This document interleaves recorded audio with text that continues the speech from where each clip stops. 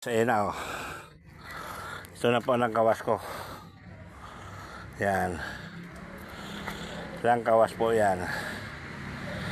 Ang alam ko lang nito, ang sili lagay sa garapon, sa bote.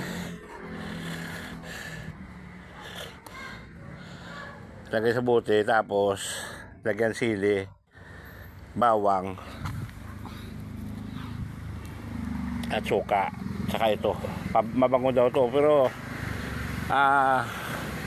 sa mga veterano dito sa Langkawas, sinama ko tong tangkay kasi baka pwedeng gamitin ito. Tuway-way nilagay sa sinamak. So guys, dala ko na po. Ayan, ito na sa akin motor sa labas. Ayan, meron akong buti, sili. Ayan, yan na tawag na Langkawas. Alam ko to sa probinsya, naalala ko na sa tatay ko.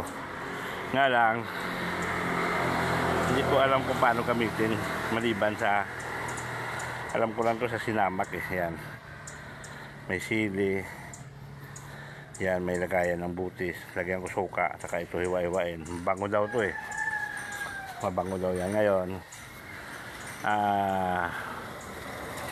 baka kung sino pang nakaalam, maliban sa sinamak o ilagay sa sili, ano pa ang dapat sa Langkawas? Kauri ito ng luya. Kauri ng luya. Kaya bihira ito makikita. Ako lang mayroon dito sa bundok. Okay, guys. Pakainin ko na aso ko ng dugpod. Iwanan ko ng dugpod. Yan o. Ito dugpod ito.